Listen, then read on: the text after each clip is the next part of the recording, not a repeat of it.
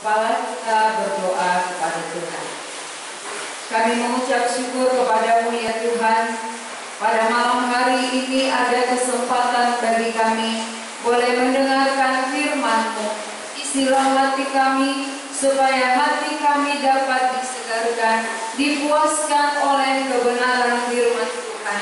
Hamba-Mu yang menyampaikannya, Tuhan memakai dan Tuhan menolong. Mampukan untuk berkata-kata sebagaimana Tuhan taruhkan di dalam mulut hamba-Mu, supaya setiap hati yang mendengarkannya dapat mengerti dan iman kami dapat bertumbuh. Terima kasih Tuhan, kami siap mendengarkan firman-Mu. Di dalam nama Tuhan Yesus kami berdoa. Amin. Mari kita sama-sama membaca dari Filipi pasal pertama.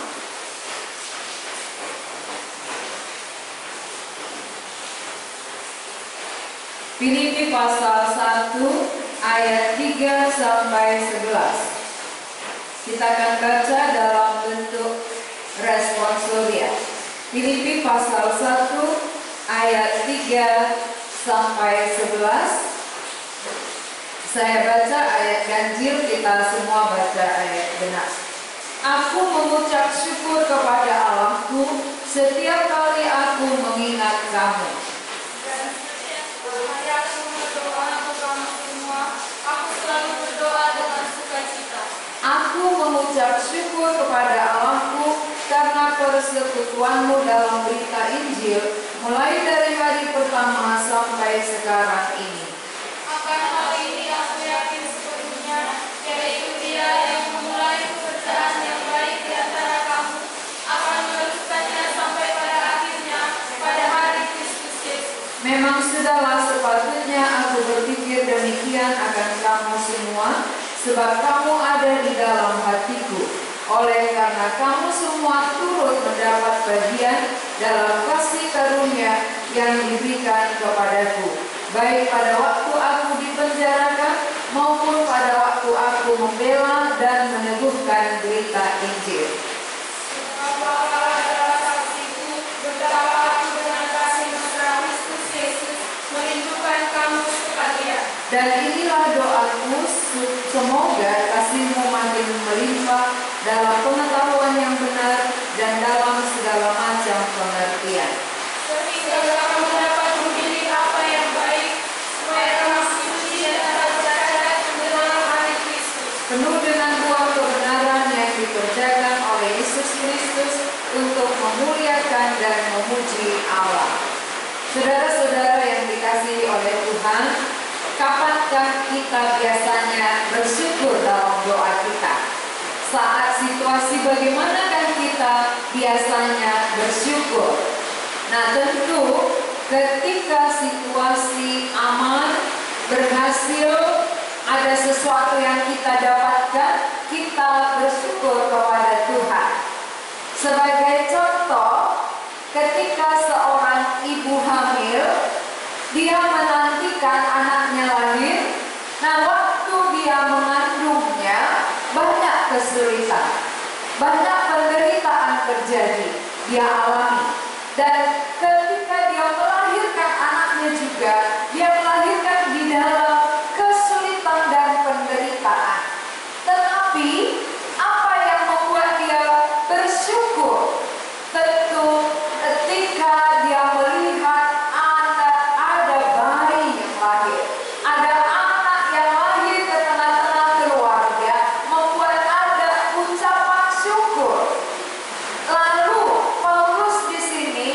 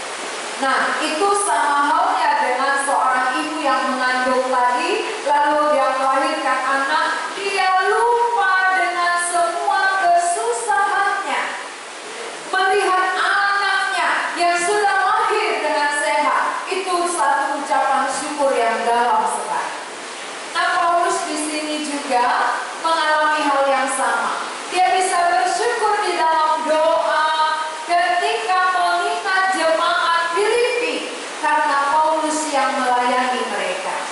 Saat Paulus melayani jemaat Filipi dalam banyak kesulitan, dalam banyak kesusahan, tetapi ketika jemaat itu percaya, jemaat itu menerima keselamatan itu menjadi ucapan syukur Paulus.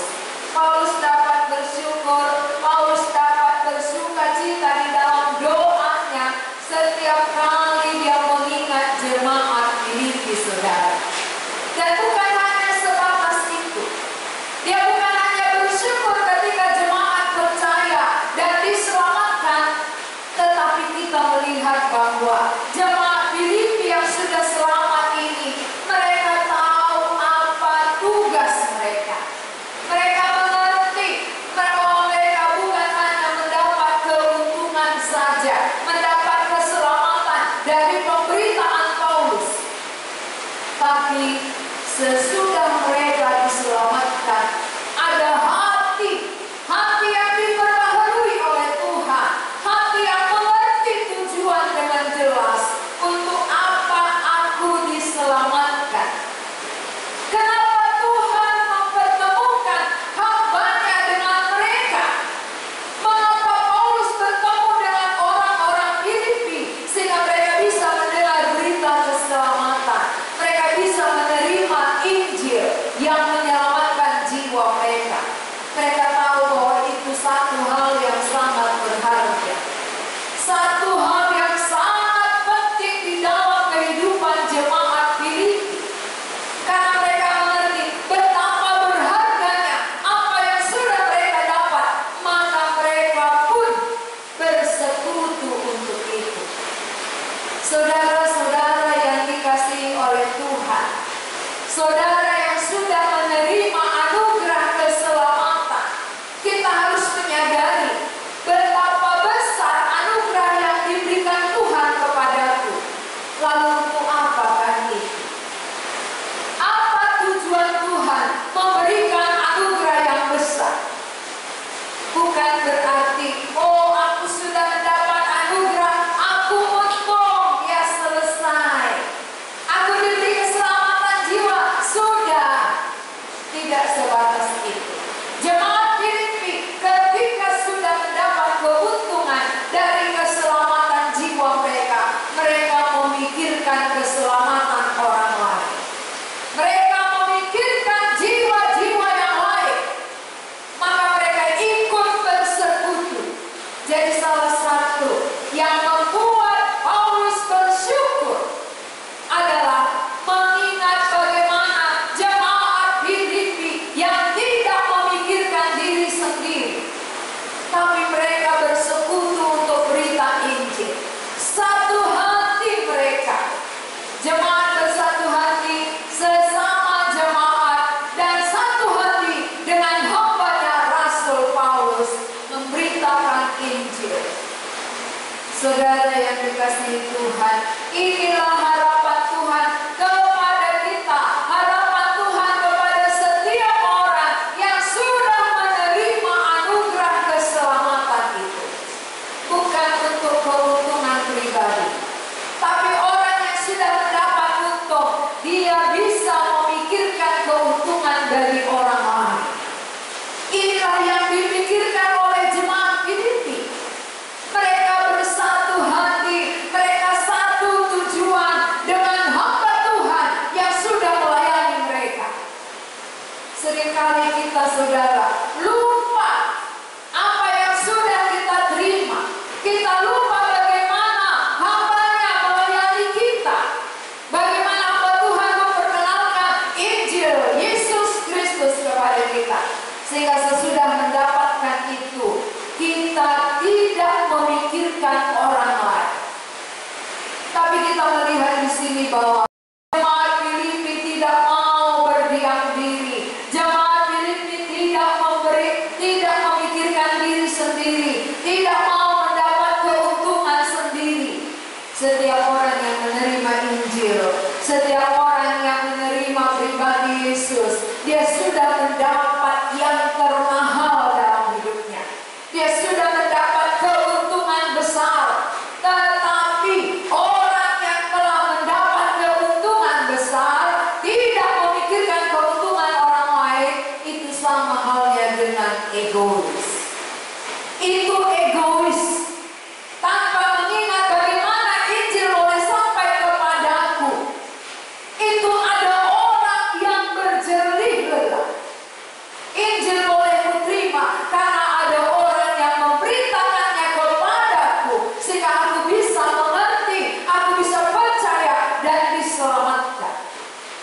yang menyadari akan hal itu. Dia tahu bahwa Injil mahal. Keselamatan itu mahal. Ada orang yang berjuang untuk itu. Paulus berjuang bagi jemaat Filipi, sehingga mereka sadar perjuangan Paulus ini membuahkan keselamatan bagi mereka.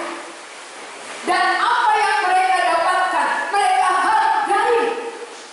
Cara menghargainya, mereka juga memikirkan Injil. Mereka bersama-sama bersekutu untuk Injil. Itu ayat 5. Kita bisa baca bersama-sama. Aku mengucap syukur kepada Allahku karena persekutuanmu dalam berita Injil, mulai dari hari pertama sampai sekarang ini. Ini namanya anak yang langsung dewasa iman. Begitu diselamatkan, mulai dari hari pertama mereka diselamatkan, langsung mereka bersekutu untuk Injil. Tidak bersekutu untuk yang lain. Banyak persekutuan di tengah-tengah dunia ini, tetapi bukan persekutuan untuk Injil. Kalau jemaat Filipi, persekutuan mereka adalah untuk berita Injil, sehingga mereka bersatu hati, mereka satu tujuan, satu pandangan untuk membawa berita keselamatan kepada semua orang. Walaupun mungkin mereka tidak ikut pergi dengan Paulus. Paulus pergi ke semua tempat memberitakan Injil. Mereka mungkin tidak ikut dengan daging mereka, tapi mendukung dengan dana mereka. Itu yang dimaksud mulai dari hari pertama sampai saat ini. Saat apa itu? Saat Paulus di penjara. Mulai mereka menerima berita keselamatan sampai hambanya masuk penjara, mereka tetap bersekutu dalam berita Injil. Berarti mereka bukan takut kepada orang. Mereka menghargai berita yang sudah mereka terima. Itu jauh lebih mahal. Sehingga perjuangan mereka untuk yang mahal ini, hidup mereka untuk berita Injil itu. Dan ini stabil, saudara. Ya, persekutuan jemaat ini stabil mulai dari hari pertama, mulai mereka diselamatkan sampai Paulus masuk penjara pun mereka tetap bersekutu untuk itu. Ini dialami Paulus, dan ini yang disampaikan Paulus kepada mereka. Aku bersyukur, aku mengucap syukur. Saudara-saudara, apa yang sering membuat kita mengucap syukur? Hal-hal apa yang sering kita ucapkan syukur kepada Tuhan? Kalau mungkin ucapan syukur kita hanya sebatas ketika kita sehat, ketika kita diberkati secara materi, ketika semua yang kita kerjakan beres, ini masih sebatas dunia. Tetapi ucapan syukur Paulus bukan materi, bukan perkara dunia, bukan jasmani, tetapi ucapan syukurnya ada orang yang dia layani, satu tujuan dengan dia. Ada jemaat Filipi yang sudah percaya, sama pikirannya dengan Paulus. Adakah saudara-saudara di rumah yang mendengar firman Tuhan ini? Satu hati kita, satu tujuan kita untuk berita Injil itu, atau kita hanya mendapat keuntungannya saja? Oh, saya sudah menerima keuntungan besar, jiwa saya sudah diselamatkan, cukuplah. Kalau untuk mengabarkan Injil itu hanya bagian hamba Tuhan, bagianku menerima saja, aku sudah terima, cukup. Tapi jemaat Filipi bukan demikian, saudara. Jemaat Filipi adalah jemaat yang terlibat, jemaat yang ikut ambil bagian dalam bidang mereka. Apa yang bisa mereka kerjakan, itu mereka kerjakan dengan serius.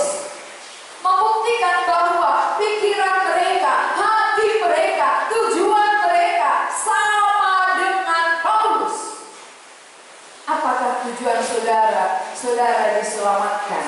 Apakah hati saudara sesudah menerima keselamatan itu adalah cukup sampai di situ saja?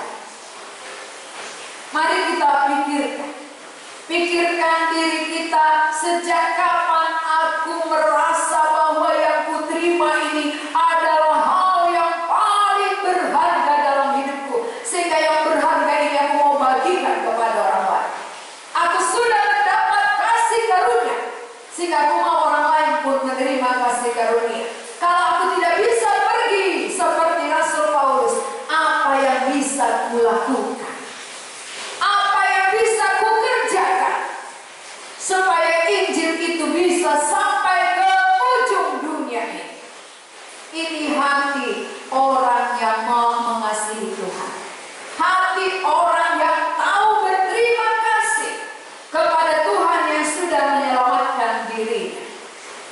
Maka ayat 6 berkata, akan hal ini aku yakin sepenuhnya, yaitu Ia yang memulai pekerjaan yang baik di antara kamu akan meneruskannya sampai pada akhirnya pada hari Kristus Yesus.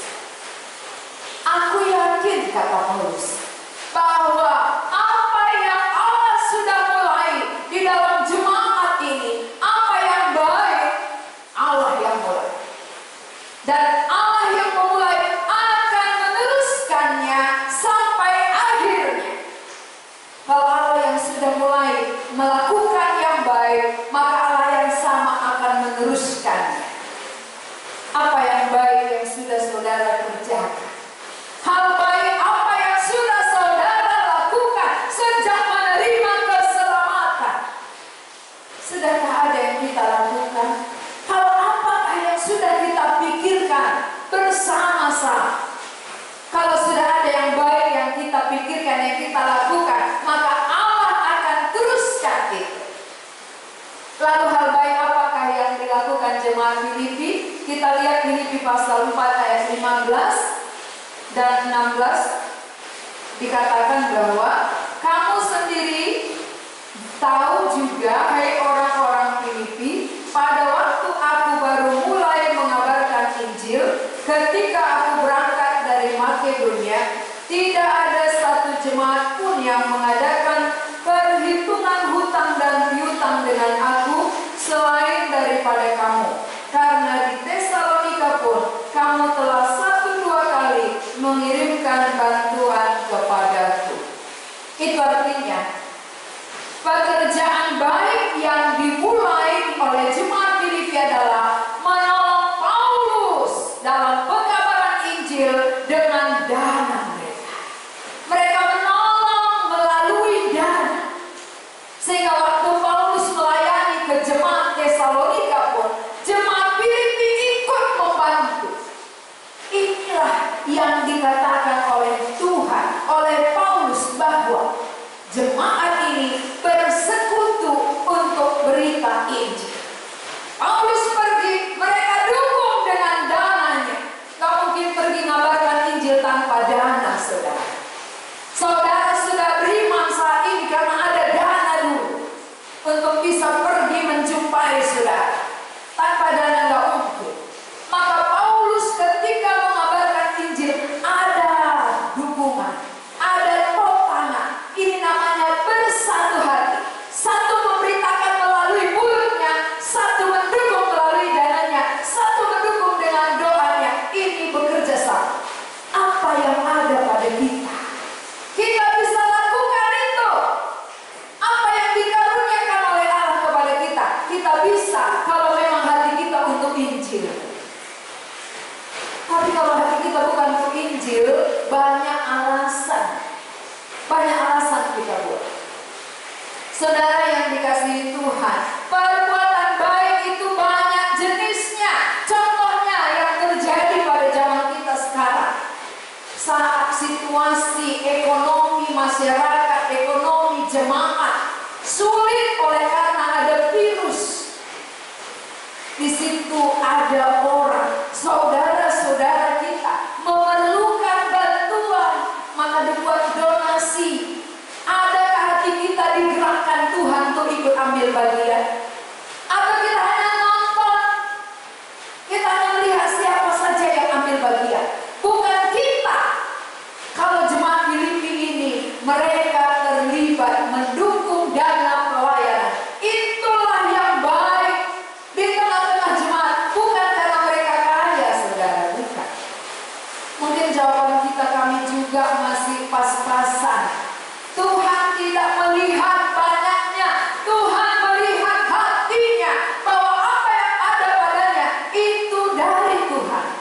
dan kembali untuk kemuliaan Tuhan. Saudara-saudara, kita selama online melayani pelayanan online, banyak sekali kebutuhan yang diperlukan. Adakah mata kita melihat itu? Adakah hati kita tahu akan hal itu? Mungkin kita tidak mau tahu ya akan apa yang terjadi sekarang, bagaimana pelayanan dilakukan. Ya mungkin kita merasa itu bagian mereka, bukan bagianku. Aku tidak ikut di situ. Kalau saudara sudah menerima keselamatan yang berharga, berarti tugas kita bersama memikirkan seluruh jiwa yang belum sampai kepada keselamatan. Ini yang terjadi di tengah-tengah pelayanan Paulus. Maka ketika dia di penjara pun, hati jemaat terus bersatu dengan dia. Jemaat Filipi tidak pernah melupakan dia. Kalau kita tidak bertemu saat ini, saat kita tidak jumpa, berkumpul di gereja, apakah saudara-saudara masih mengingat pekerjaan Tuhan? Atau kita hanya memikirkan diri kita sendiri? Situasi keadaan ini akan memperlihatkan diri kita, siapa kita sebenarnya. Tuhan izinkan ini untuk melihat, memperjelas iman kita, memperjelas kasih kita, pengorbanan kita sejauh mana. Saudara-saudara yang dikasihi Tuhan, adakah hati kita seperti hati jemaat ini? Hati yang mau terlibat, hati yang mau mendukung, hati yang mau bekerja sama, memikirkan jiwa-jiwa yang belum diselamatkan, maka mereka ikut mendukung hamba-Nya. Pernahkah Anda bertanya kepada saya, bagaimana pelayanan pria? Ya, apa yang sudah dia lakukan? Pernahkah Anda bertanya? Cukupkah alat-alat kita? Tidak pernah. Kalau kita bersatu hati berarti, saudara, sama memikirkannya, sama mendukungnya, karena ini pekerjaan bagi kerajaan Allah, memperluas kerajaannya di seluruh dunia ini. Jadi kita satu hati sama seperti jemaat Filipi. Dan orang-orang percaya harusnya bersatu, bergandengan tangan. Bagaimana supaya seluruh manusia yang masih jauh dari hadapan Tuhan bisa dibawa kepada Tuhan. Itu tujuan. Gak ada yang lain. Tujuan kita adalah untuk Injil. Tujuan kita adalah untuk keselamatan jiwa. Bukan untuk diri kita. Kalau diri kita sudah mendapatkannya, pikirkan lagi orang lain. Kalau kita sudah selamat, saudara-saudara.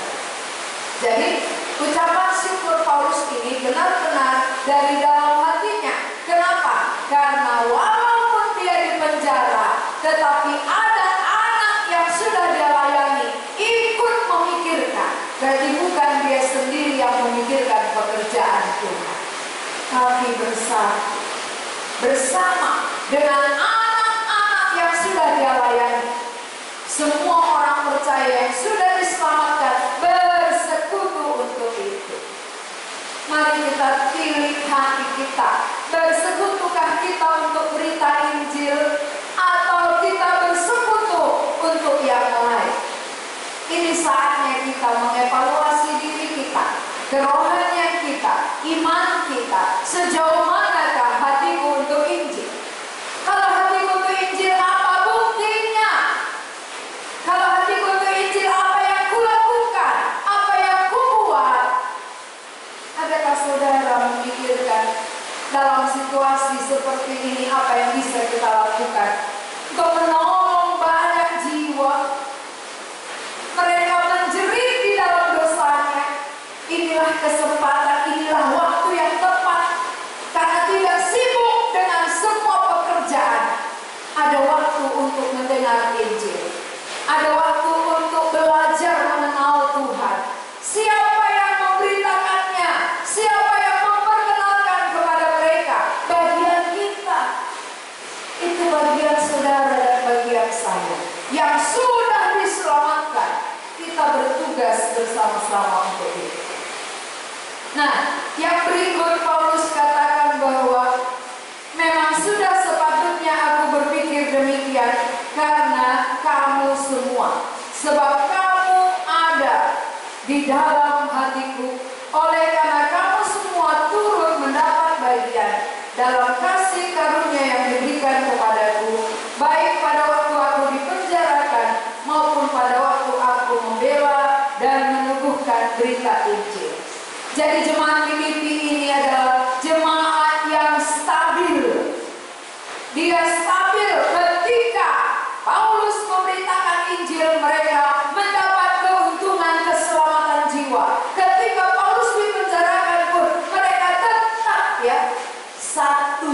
Paulus.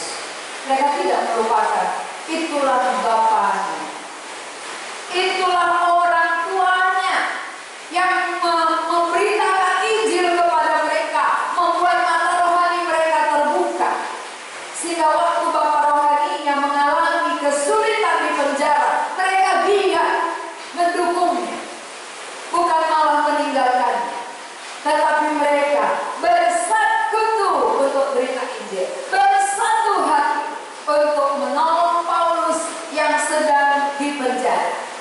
Karena jelas bagi mereka, mengapa Paulus dipenjara? Bukan karena salahnya, bukan karena ada kejahatan yang dilakukan Paulus, tapi oleh berita Injil lah Paulus itu dipenjarakan. Itu jelas bagi jemaat Filipi. Karena oleh berita Injil, maka mereka ikut mendukung Paulus. Baik waktu mereka mendapat keuntungan maupun saat Paulus tidak bersama dengan mereka, hati mereka tetap ikut mendukung, ikut terlibat. Saudara-saudara yang dikasihi oleh Tuhan, sejak saudara beriman sampai saat ini, bidang apa, bagian apa yang sudah saudara berikan bagi pekerjaan Tuhan? Jangan nanti kita mengaku sudah beriman, sudah diselamatkan, tetapi fokusnya hanya kepada diri saja. Tidak melihat orang lain yang masih berjalan kepada kebinasaan. Kalau saya sudah selamat, berarti bagian saya menolong orang lain supaya mereka juga sampai kepada keselamatan jiwa. Ini tugas kita. Jadi di dalam penjara sekalipun Paulus bisa bersyukur. Kenapa dia bisa bersyukur? Karena ada orang yang dia layani bersatu hati mendukung pelayanan.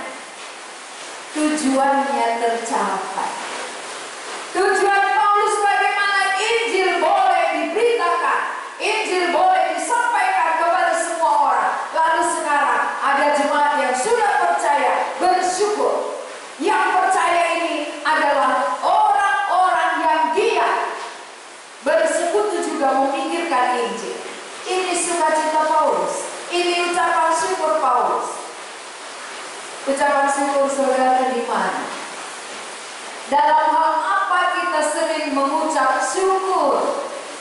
Kemungkinan kita hanya mengucap syukur ketika kita sehat-sehat, ketika tidak ada persoalan masalah. Paulus sedang dipenjara, itu berarti ada persoalan.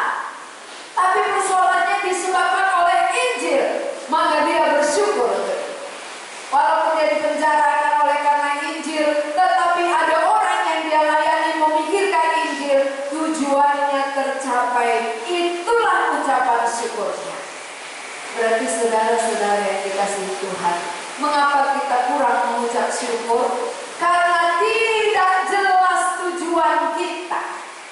Apa tujuan kita dalam hidup ini sesudah diselamatkan? Tidak jelas. Kalau jelas tujuan kita, pasti kita bersyukur walaupun ada COVID-19. Kenapa? Karena tujuanku bagaimana keluargaku bisa mendengar Injil, bagaimana saudara-saudaraku percaya, bagaimana mereka diselamatkan. Dengan kejadian ini ada hati berbalik. Apakah kita nggak mengucap syukur? Ini artinya dengan jelasnya tujuan kita, dan ketika tujuan itu tercapai, ada ucapan syukur. Paulus itu yang dia alami. Dia mengucap syukur karena tujuannya adalah Injil boleh jalan, Injil boleh disampaikan, Injil boleh diberitakan. Dan jemaat Filipi ikut bersekutu untuk hal itu. Itu ucapan syukurnya. Bersyukurkah saudara dengan ada kesulitan Tuhan izinkan membuat anggota keluarga kita, saudara-saudara kita bisa mendengar Injil? Inilah yang Tuhan harapkan. Ini harapan Tuhan terhadap orang percaya. Bukan situasi, bukan mempersalahkan keadaan, tetapi melihat kepada tujuan. Apa yang mau ku capai? Kalau tujuanku tercapai di tengah kesulitan sekalipun, pasti ada ucapan syukurku. Nah, saudara-saudara yang ada di rumah, saudara yang sudah mengaku beriman, apa sekarang tujuan saudara diselamatkan? Apa tujuan saudara dilepaskan dari dosa dan hukuman? Kalau tujuan kita untuk Injil, tujuan kita demi keselamatan orang lain, pasti itu perjuangan kita. Pasti itu yang kita gumulkan, itu yang kita doakan. Dan kalau ada orang yang menerima Injil, itu menjadi ucapan syukur kita. Ada hati orang mencari Tuhan, itu menjadi ucapan syukur kita. Maka Paulus tadi mengucap syukur walaupun dia dalam penjara. Kita sekarang bukan di penjara, tapi di rumah saja. Ketika kita di rumah saja, kita mungkin menganggap sudah seperti dalam penjara.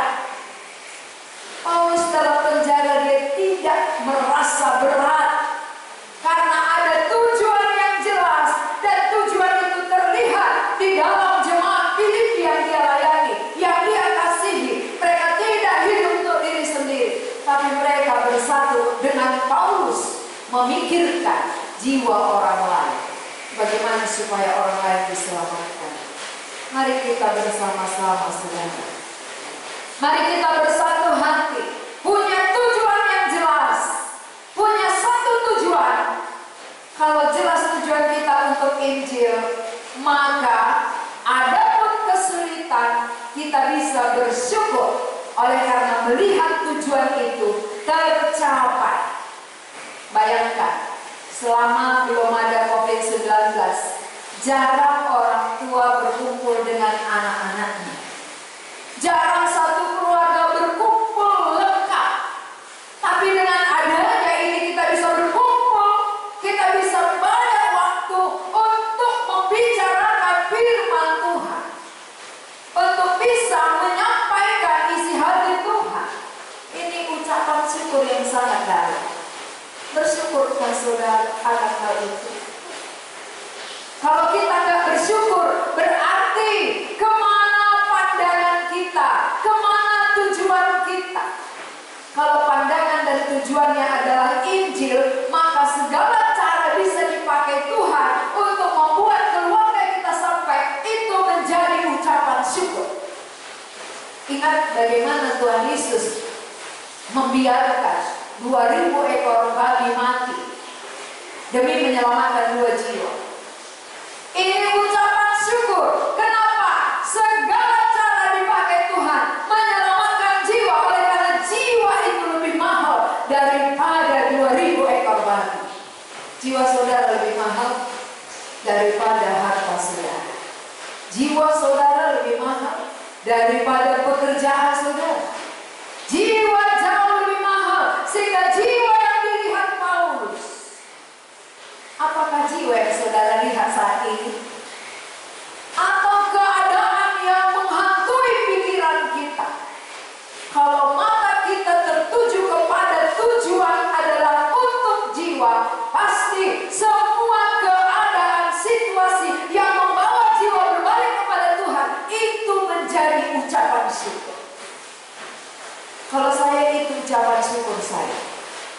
Situasi apapun yang Tuhan izinkan, yang penting jiwa yang berharga berbalik kepada Dia. Itu satu ucapan syukur yang sangat dalam sekali. Karena tujuan memang untuk itu. Tujuan kita diselamatkan untuk memikirkan jiwa orang lain. Tujuan kita dibebaskan dari dosa untuk membebaskan orang lain. Kalau kita masih terikat, tidak bisa kita melepaskan orang. Kita sudah dilepaskan, kita bebas memikirkan orang lain. Apalagi situasi sekarang banyak waktu, banyak kesempatan, boleh berbagi. Yang boleh berbagi kepada keluarga saudara kita. Pakaikan itu saudara. Jangan mengeluh. Syukuri apa yang sudah terjadi, apa yang sedang terjadi. Kita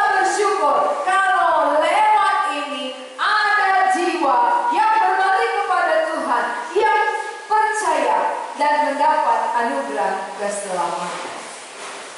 Itukah hati saudara saat ini? Kalau belum sampai kepada tujuan yang sama, mari kita lihat, mari kita belajar kepada Rasul Paulus. Rasul Paulus adalah manusia biasa seperti kita.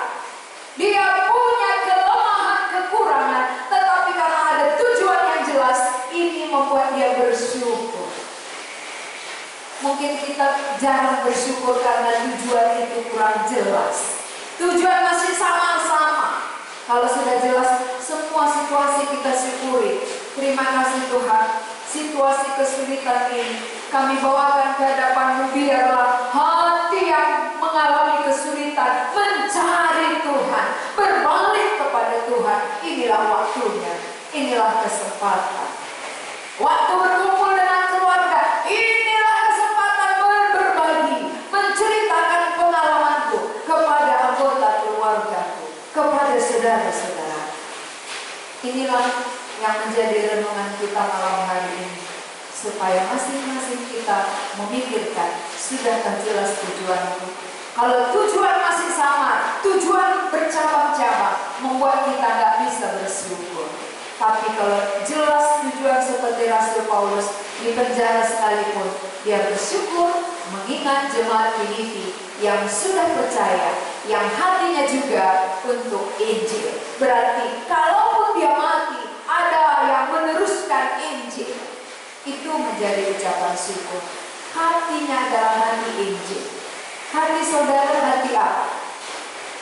Kalau hati kita hati Injil, berarti kita bersatu untuk Injil.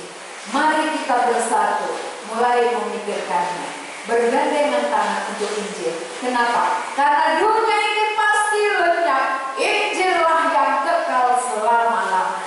Itu yang bertahan. Maka untuk itulah kita hidup, dan untuk itu kita diselamatkan oleh Tuhan. Mari kita bersatu di dalam doa. Tuhan, kami mengucap syukur kepadamu untuk firman yang boleh kami dengar pada malam hari ini. Walaupun suasananya kurang mendukung oleh karena hujan, tetapi firman Tuhan dapat menembus ke dalam lubuk hati kami yang terdalam, sehingga gangguan-gangguan itu tidak mempengaruhi kami. Karena ada Roh yang kudus menjelaskan lebih dalam lagi isi hatimu, sehingga kami tahu tujuan kami, untuk apa kami ditebus oleh Tuhan, untuk apa kami diselamatkan, supaya mata kami juga tertuju memikirkan Injil sampai kepada orang lain yang belum mendapat keselamatan itu. Dan itulah yang dialami oleh Rasul Paulus, sehingga dia bersyukur melihat jemaat Filipi yang sudah percaya dan mereka tidak memikirkan diri sendiri, tetapi dia juga bersatu memikirkan jiwa-jiwa yang lain yang masih jauh